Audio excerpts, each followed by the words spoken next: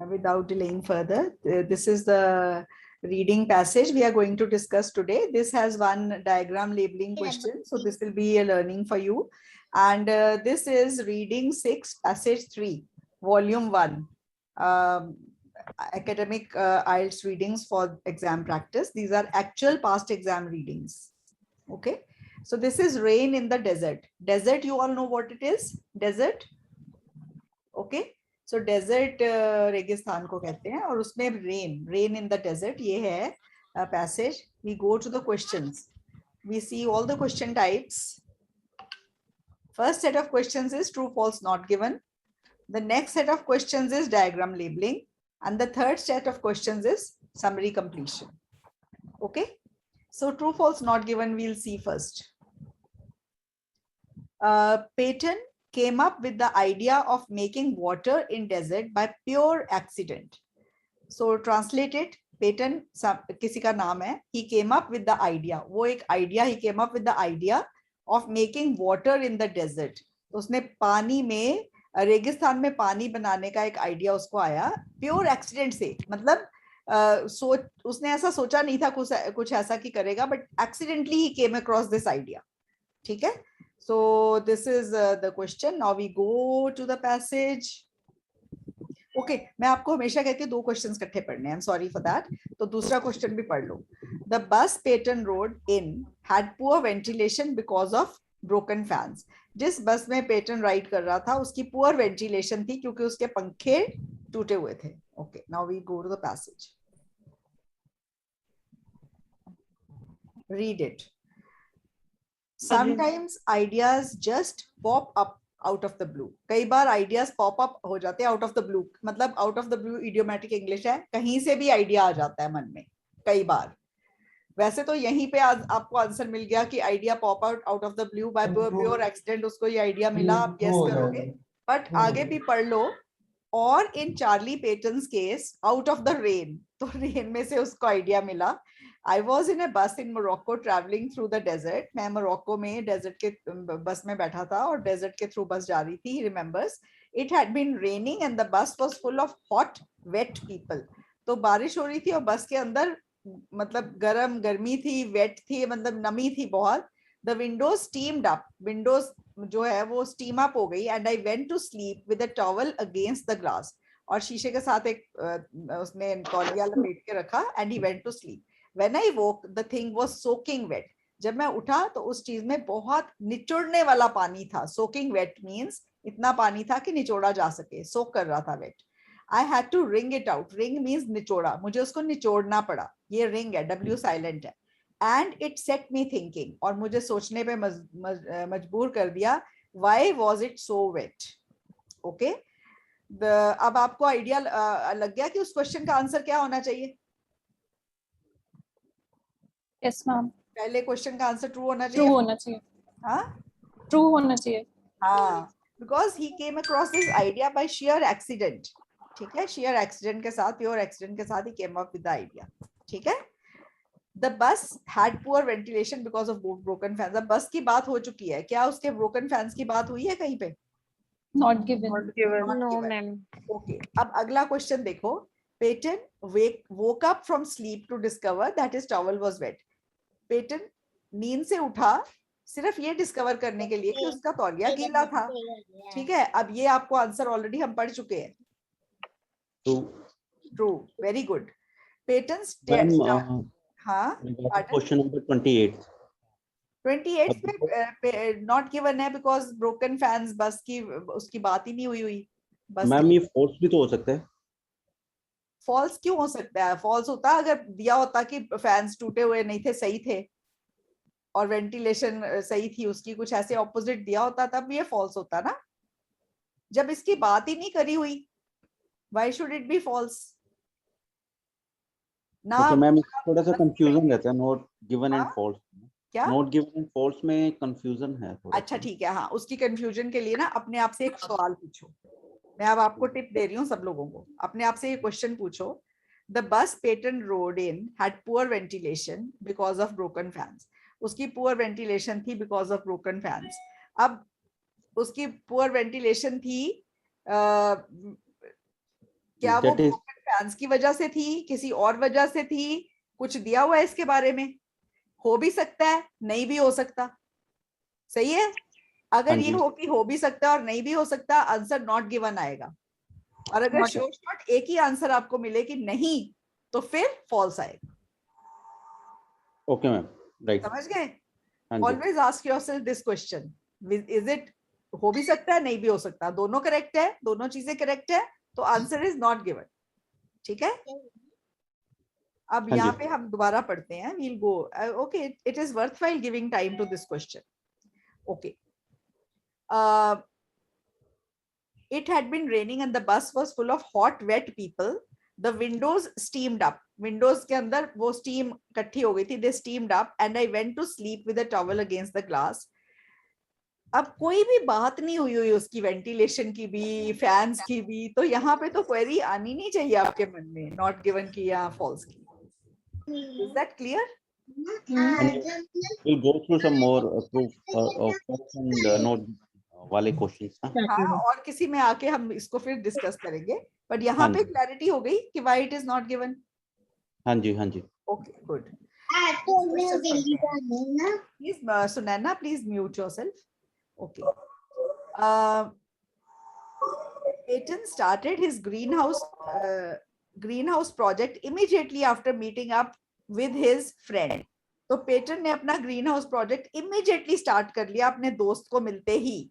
ठीक है, और अगला क्वेश्चन है, Peyton later opened his own business in the Persian Gulf. Later उसने अपना बिजनेस खोला। पहली बात है कि उसने इमीडिएटली स्टार्ट कर लिया। अब इसको यहाँ पे पढ़ो।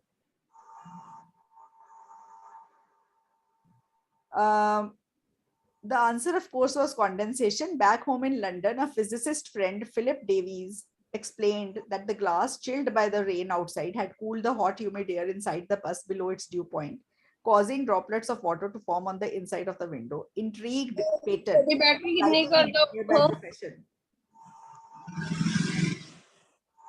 Intrigued Peyton, a lighting engineer by profession, started rigging up his own equipment. I made my own solar sails. It occurred to me that you might be able to produce water in this way in the desert simply by cooling the air. I wondered whether you could make enough to irrigate fields and grow crops. Today, a decade on, his dream has taken shape. तो उसने immediately करा के decade के बाद करा? Decade के बाद।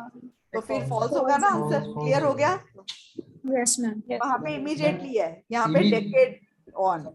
हमें इमीडिएटली पे ही ज्यादा फोर्स देखना है क्योंकि वो वर्ड ऐसा दे रखा है। हाँ, बिल्कुल बिल्कुल ठीक है, उस वर्ड में आंसर था। Yes ma'am. ठीक है, और फिर उसके बाद लिखा हुआ है, local scientists working with Peyton under a licence from his company Lightworks. तो उसकी कंपनी लाइटवर्क्स में लोकल साइंटिस्ट उसके साथ काम कर रहे थे, उसने अपना बिजनेस खोला बाद में। लास्ट क्वेश्चन देखो, Peyton later opened his own business in the Persian Gulf. तो उसकी कंपनी में और साइंटिस्ट ने काम करा, उसने अपना बिजनेस खोला कि नहीं, पता चल रहा है? खोला मैम। तो फिर क्या आंसर आएगा? ट्रू होगा मैम। ट्रू होगा। Very good. ओके, किसी को कोई confusion? Any confusion anyone? Ma'am मेरे को एक मिनट 29th में थोड़ी कंफ्यूजन थी। 29 क्वेश्चन बोलना।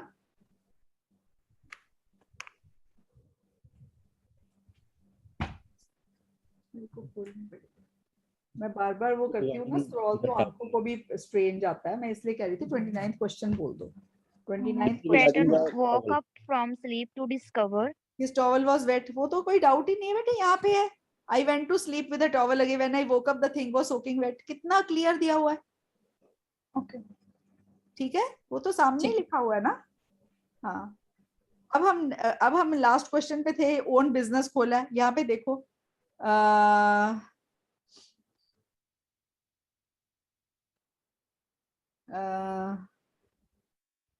यहाँ पे है, local scientist working with Peyton under a licence from his company Lightworks. तो उसने अपनी कंपनी खोली Lightworks, are watering the desert and growing vegetables. तो ये आंसर आपको समझ आ गया? ट्रू है? Yes ma'am. ओके, अब अगला जो क्वेश्चन है ना, दैट इज डायग्राम लेबलिंग। पहले ना डायग्राम मुझे बहुत क्लियर मिला नहीं, मैंने बहुत कोशिश करी डायग्राम को अच्छा बना लूं, पर मुझे जो नेट से मिला मैंने उसको अपनी तरफ से सही करने की पूरी कोशिश करी है। अब थोड़ा सा इस डायग्राम की जितनी लेबलिंग है उसको पढ़ लेते हैं पहले, फिर पैसेज में जाते हैं। मैम थोड़ा सा ना जूम और कर लेना मैम। जूम करूं? यस मैम, जितना कर सकती हूँ कर देती हूँ। कुछ दिखना शुरू हो गया? हाँ पहले से बेहतर है मैम। अब ठीक है। हाँ वी कैन रीड। ओके, यहाँ पे लिखा हुआ है पोरस कार्डबोर्ड। ये जो है ना, ये पोरस कार्डबोर्ड है। कार्डबोर्ड होता है गत्ता, उसके अंदर पोर्स है, मींस होल्स हैं। यहाँ पे लिखा है हॉट ड्राई डेजर्ट एयर। ठीक है, ये जो है सरफेस सी वाटर, ये सी वाटर का सरफेस है ये वाला। ठीक है, यहाँ पे लिखा है reflected, something reflected dash reflected. यहाँ पे लिखा है 30 degree cooled humidified air, crops growing, ये क्रॉप्स ग्रो कर रही हैं, ग्रीन हाउस है, ये ग्रीन हाउस बना हुआ है। ये लिखा है dash mixed with humid air to gain dash. यहाँ पे ये सारा सी वाटर का सरफेस है, ये सारा सरफेस है सी वाटर का। यहाँ पे लिखा हुआ है ये जो चीज है, ये जो चीज है, ये जो चीज है, यहाँ पे लिखा हुआ है कुछ, ये ब्लैंक है। और ये जो नीचे को जा रहा है, ये एरोज दिख रही है नीचे को जाती हुई एरोज, ये Yes, 36 नंबर की लेबलिंग है। और ये फैंस हैं, ये वाले जो गोला सा दिख रहा है ना इधर, ये फैंस हैं। They draw air through green house, तो अंदर की एयर ड्रॉ इन करते हैं, ड्रॉ एयर, ये ड्रॉ करते हैं air through the green house. और ये फ्रेश वाटर नीचे टैंक है, ये फ्रेश वाटर स्टोर करता है यहाँ पे। और यहाँ पे डीप सी वाटर है, और यहाँ पे सी वाटर जो है ये रिटर्न कर जाता है कुछ, मतलब व्हाटएवर ये लिखा हुआ है सारा। तो आपको ये क्लियर हो गया जो लिखा हुआ है। अब हम अंदर जाके पढ़ते हैं, हमें थोड़ा कीवर्ड मिलेंगे तो हमें पता चल जाएगा आंसर्स कहाँ पे है। और सारे आंसर्स जो डायग्राम के होते हैं ना, 90% of the times, 95% of the times बिल्कुल पास पास होते हैं। तो ये क्वेश्चंस है 32 से लेके 36 तक। तो ये 5 क्वेश्चंस है, आपके पास 7.5 मिनट है इनको करने के लिए। और यहाँ पे फर्स्ट जो ब्लैंक है उसके बाद का वर्ड है रिफ्लेक्टेड। तो रिफ्लेक्टेड वर्ड हमें ढूंढना है, उसके पहले जो वर्ड होएगा वो पहले या पीछे जो वर्ड होएगा वो ब्लैंक में आएगा, डिपेंडिंग ऑन द अंडरस्टैंडिंग। जब देखते हैं चल के।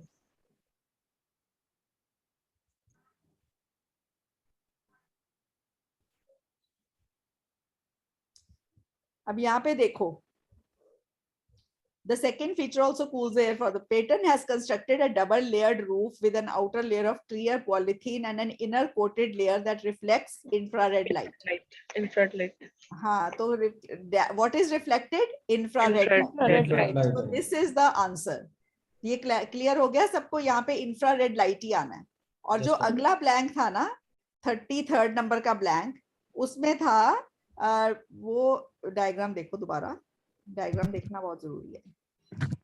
33rd नंबर का जो ब्लैंक है ये है dash mixed with humid air to gain dash. तो कुछ ह्यूमिड एयर के साथ मिक्स होता है टू गेन समथिंग। अब हम इसको पढ़ते हैं। यहाँ पे थे हम, इंफ्रारेड लाइट, फिर उसमें देखो ह्यूमिड एयर। ह्यूमिड एयर की बात कहाँ हुई है?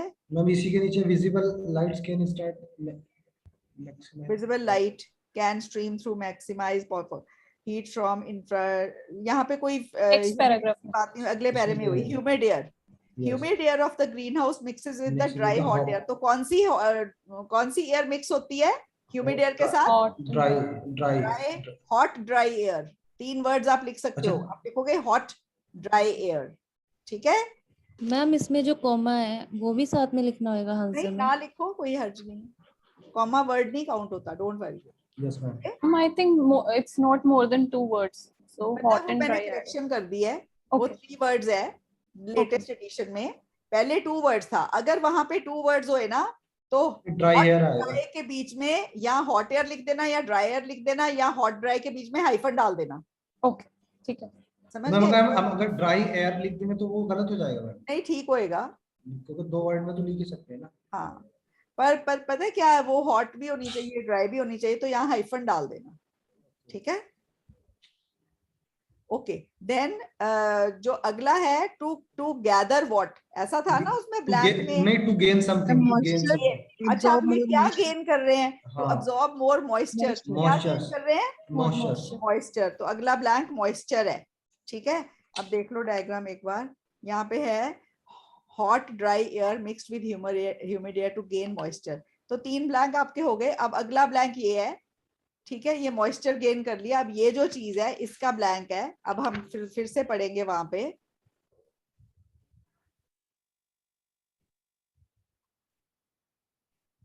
Moisture, finally the hot saturated air hits a condenser. तो किसको हिट कर रही है ये एयर? कंडेंसर। मेटल सरफेस, तो वो कंडेंसर है। अगली ब्लैंक, वो फोटो मुझे बहुत अच्छी नहीं मिली, पर एग्जाम में अगर ये आएगी तो कलर्ड भी होगी और क्लियर भी होगी, सो डोंट वरी। ठीक है, तो वहां पे कंडेंसर है। This is a metal surface kept cool by still more sea water, the equivalent of the window on Peyton's Moroccan bust. Drops of pure distilled water form on the condenser and flow into a tank. तो वो नीचे नीचे जाते हुए arrows दिखे थे ना? Yes ma'am. वो क्या है? Pure distilled water flow into a tank for irrigating the crops. तो यहाँ पे फिर क्या आएगा? ब्लैंक। ये क्या चीज फ्लो कर रही है डाउन? Irrigating water. फिर नीचे टैंक में चले जाते हैं। ठीक है, गॉट इट? मैम क्या बोला 36 में? इरिगेशन? नहीं नहीं नहीं नहीं, ये इरिगेशन नहीं है। ये नीचे क्या जा रहा है? Pure distilled water. Arrow, okay. Pure distilled water जा रहा है, टैंक में चला जाता है और टैंक में जाके वो स्टोर होता है फॉर इरिगेशन। पर ये जो जा रहा है नीचे, ये क्या है? Pure distilled water. Okay ma'am. Okay, got it? But ma'am यहाँ पे क्या आएगा? 2 वर्ड्स बोला है इसमें, तो हम लोग क्या लिखेंगे 2 वर्ड्स आगे में? बात हो चुकी है, 2 वर्ड्स नहीं है, मैं करेक्शन कर चुकी हूँ। 3 वर्ड्स है। प्योर डिस्टिल्ड वाटर है। अगर 2 आ जाए तो प्योर और डिस्टिल्ड के बीच में हाइफन डाल देना। Okay ma'am. ओके, ये डिस्कशन अभी हो चुकी है, नए एडिशन में मैं करेक्शन कर चुकी हूँ। 3 वर्ड्स है, अभी बोल चुकी हूँ ये बात। Okay okay ma'am. हाँ, तो ये प्योर डिस्टिल्ड वाटर है। अगर वहां एग्जाम में 2 वर्ड्स हो तो put a hyphen. Hyphenated word is 1 word. Pure distilled hyphen कर दो। Okay, that will be 1 word. अब समझ आ गया सबको? कोई कंफ्यूजन? No ma'am. ओके, तो ब्लैंक ये हो गया। अब आगे हमारे पास है 37 to 40 क्वेश्चंस है। These are summary completion. Blanks कहते हैं इनको। Let's C.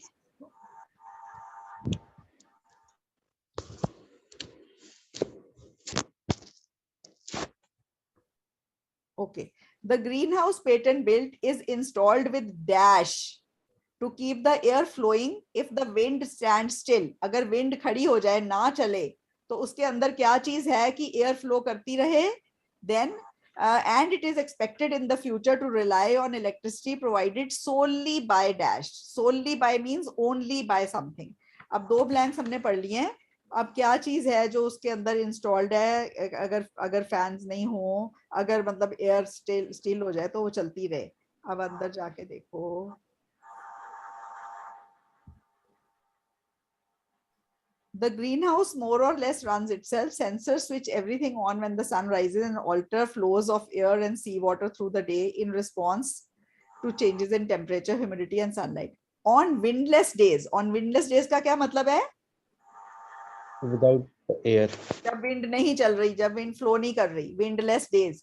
Fans ensure a constant flow of air. तो क्या चीज लगी होती है जिसके जब विंड नहीं चलती?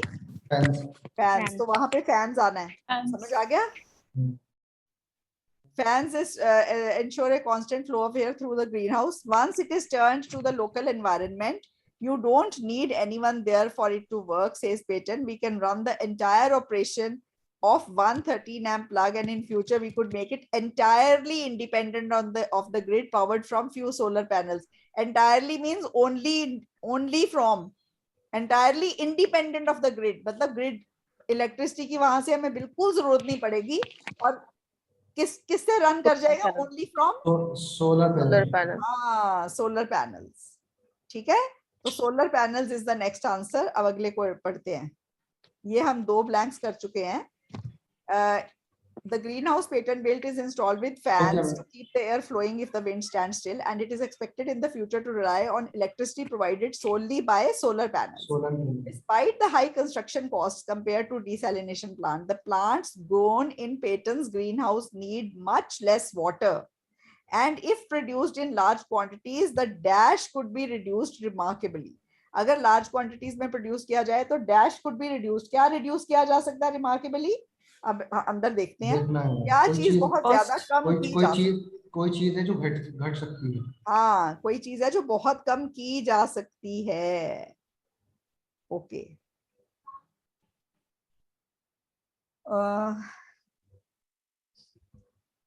And costs could plummet when mass production begins. Mass production की बात हुई है ब्लैंक में।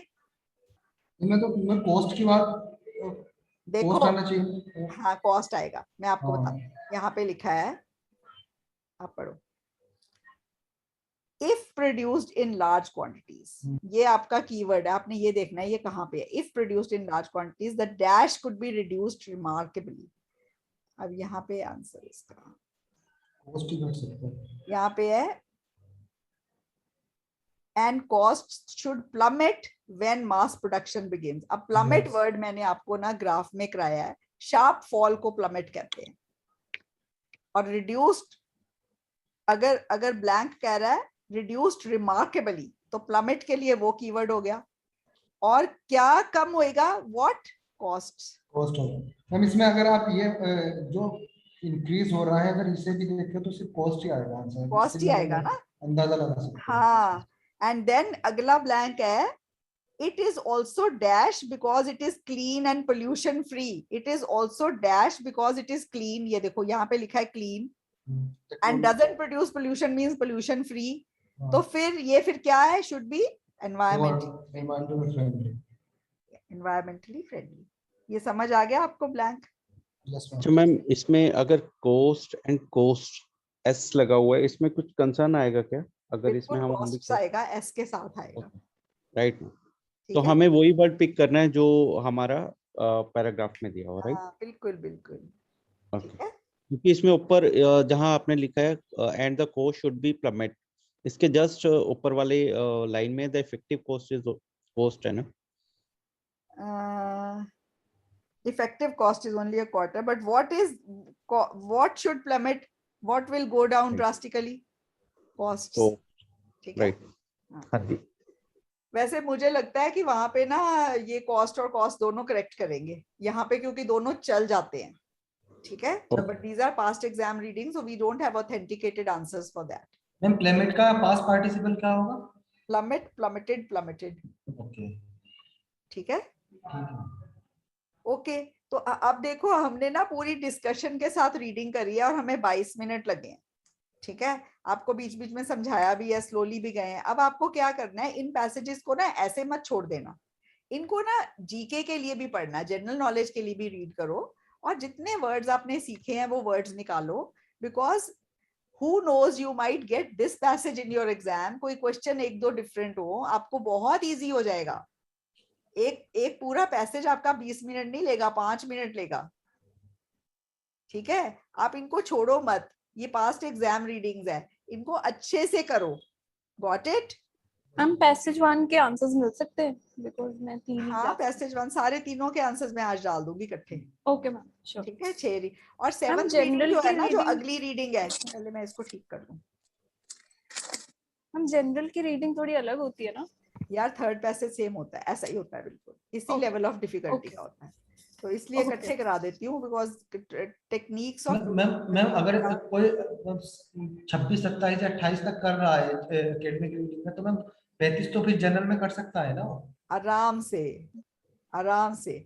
पता है, आप जनरल रीडिंग्स आपके पास है ना, मैं आपको एक जनरल वालों को एक टिप देती हूँ, जिनको 7 कम से कम चाहिए जीटी रीडिंग में। जीटी रीडिंग में 7 बैंड, अनफॉर्चुनेटली 35 करेक्ट करके 7 बैंड आते हैं, which is very difficult. Right. आपको ना पहले 25 जो क्वेश्चंस हैं, लास्ट 26 क्वेश्चंस हैं, उनको 26 मिनट में ही करना है, और वो हो जाते हैं अगर आप प्रैक्टिस करो। ओके, अगर आप उनको 26 मिनट में करने लग गए ना, तो ये जो बड़ा पैसेज आपको पीछे ऐसा पैसेज आएगा ना, उसके लिए आपके पास बच जाएंगे 24 मिनट। मतलब 1 मिनट कहने का मतलब ये है, जो 777 की प्रिपरेशन कर रहे हैं अगर सही करके गए तो it's not a big deal, it's not a big task. 34 minute बच जाएंगे इसके लिए। 60 मिनट का है ना टोटल रीडिंग। यस, 34 मिनट बचे। 34 मिनट बच जाएंगे। फिर आपको देखो, अगर किसी चीज में 20 मिनट आपको देने, एग्जाम में 20 मिनट उसके लिए मार्क्ड है, आपको 34 मिल रहे हैं, तो आपका डेफिनेटली आप इनको, यही डिफिकल्ट पैसेज है ना, इसी में मैटर करता है कि आपके 35 तभी करेक्ट होंगे ना अगर इनमें से आप करेक्ट करोगे। वो ma'am. 26 के 26 आपको करेक्ट करने हैं इन 26 मिनट, तब जाके 7 बैंड के लिए आप एम करोगे। और इस पैसेज में 4-5 गलतियां भी होगी तो भी 7 आ जाएंगे। Got it? Excuse me, ma'am. Yes. Ma'am, like I was solving this reading, तो हाँ. उसमें जो आंसर्स आपके थे तो I had a little confusion कि उसमें था कि you have to write the answers, either you have to use 3 words, no more than 3 words. हाँ. तो आंसर्स भाई मेरा भी वही था। कंफ्यूजन ये था कि आपने आंसर्स में स्लैश लगाया था, like bark slash gate slash years, और मैंने आंसर्स में लिखा था bark comma gate comma years. कोई फर्क तो नहीं। मुझे तो ये तीनों दोनों वर्ड सही आने है। थे, तीनों वर्ड आने थे। नहीं मैम, 3 वर्ड मतलब कॉमा से इतनी कि वो कॉमा को भी वर्ड में ऐड कर लें और फिर कुछ नहीं, कॉमा wrong वर्ड नहीं है, कॉमा वर्ड नहीं है। तो चाहे स्लैश लगाएं या कॉमा लगाएं। स्लैश क्यों आएगा मुझे नहीं समझ आ रहा, मैंने कहीं नहीं एक्चुअल स्लैश में लगाया। एक्चुअल में मैम स्लैश तब आता है जब 2-3 आंसर होते हैं ना एक क्वेश्चंस के। हाँ तो उसकी वो वजह से आपने स्लैश तो लग एक जाता है। आंसर लिखना है, मेरा एक स्लैश लिखना है अगर आपको, आपने स्लैश जरूरी लगा नहीं। दिया जीरो है, जो ही समझ लो ये बात। आप आगे भी ये बात पूछ चुके हो, हमारे ब्रैकेट्स हमारे slashes don't mean anything with you. Okay, हमें आंसर में हमें स्लैश लगाने का मतलब है हमने स्टूडेंट को ये बताना है कि अगर आपने ये वर्ड लिखा है तो भी करेक्ट है, ये लिखा है तो भी करेक्ट है, ये लिखा है तो भी करेक्ट है, एक वर्ड आएगा। कभी-कभी ऐसा होता है ना क्वेश्चंस के 2-2 3-3 आंसर हो जाते हैं, तो इस वजह से वो स्लैश लगाते हमने हैं। स्लैशेस इसलिए लगाए हैं because we have no other way to tell you. मैं हर बार आपके पास नहीं बैठी हुई बताने के लिए कि ये भी करेक्ट है, ये भी करेक्ट है, ये भी करेक्ट है। तो हमें आपको वो ऑप्शन लिखने में देनी पड़ती है। अजूही आगे भी ये बात हो चुकी है, आपको ये देखना है कि वहां आपने एक ही वर्ड लिखना है कि 2-3 लिख सकते हो। मैम लाइक वहाँ पे आंसर्स के लिए 3 ही वर्ड्स थे, लेकिन जैसे कि आपने कहा था कि अगर आप ब्रैकेट्स मुझे ना मुझे जहां मैंने 3 वर्ड का आंसर है और मैंने स्लैश लगाया आंसर में, मुझे आप उसकी पिक्चर भेज दो क्योंकि मुझे अब आज तक याद नहीं है मैंने ऐसा करा है। ओके ठीक है, ठीक है मैम। एंड मैम वन मोर और थिंग, मैंने जहां भी स्लैश लगाए हैं वहां सिर्फ इसलिए लगाए हैं कि आइदर दिस और दिस और दिस। ठीक है, मैंने आज तक, मुझे नहीं याद है, मैं भूल सकती हूँ, मैं बहुत भुलक्कड़ हूँ और मैं I will apologising in advance अगर मैंने ये गलती करी है, पर मेरे को नहीं याद है कि मैंने ऐसा कभी करा है। Send me the picture where I have written this. Okay okay ma'am. And ma'am one more query कि अगर इन्होंने कहा है कि नो मोर देन 2 वर्ड्स और you can use a number, तो अगर 700 मिलियन आंसर है, लाइक 700 मिलियन डॉलर्स, तो 700 जैसे कि नंबर में अगर लिख दें, या हम लोग अगर आप 700 उसको 700 को वर्ड में लिखोगे तो 4 वर्ड नहीं हो जाएंगे, तो आंसर गलत नहीं हो जाएगा जूही। हाँ ठीक है। And ma'am one more query, like आपने कहा है कि हर आंसर की जो स्टार्टिंग है वो कैपिटल लेटर से करनी है। मैंने हर आंसर की स्टार्टिंग कैपिटल नहीं कही कभी भी आज तक, मतलब 15 साल में। मैंने कहा पूरा आंसर कैपिटल में लिखना है। तो मैम जो आप कैपिटल में कह रहे हैं तो इसका एग्जैक्ट मीनिंग है कि पूरा आंसर ब्लॉक लेटर्स में लिखना है? हाँ, उसका एग्जैक्ट मीनिंग यही है। रनिंग मतलब रनिंग नहीं होना चाहिए कि फर्स्ट कैपिटल बाद में रनिंग हैंडराइटिंग, वो नहीं, every letter should be block. Yes. Okay, thank you ma'am. I send the picture of that जहाँ पे मैंने देखा। हाँ भेजो, अभी आप चैट बॉक्स में भेज देना अगली क्लास में, ठीक है, ताकि मैं सबको अपोलोजाइज कर लूं मैंने ये गलती करी है। नो मैम, ऐसा नहीं है। Of course yes, see I am really baffled. ये क्वेश्चन आ रहा है, मैंने ये मिस्टेक करी है, अगर है तो I should come to know and I should apologise for that. ठीक है, चलो we'll get back in 10 minutes, is that okay? Yes ma'am. For the graph class and GT वालों के लिए अब कोई क्लास नहीं है, ठीक है, चलो ओके मैम, ओके बाय। ठीक है, थैंक यू, बाय।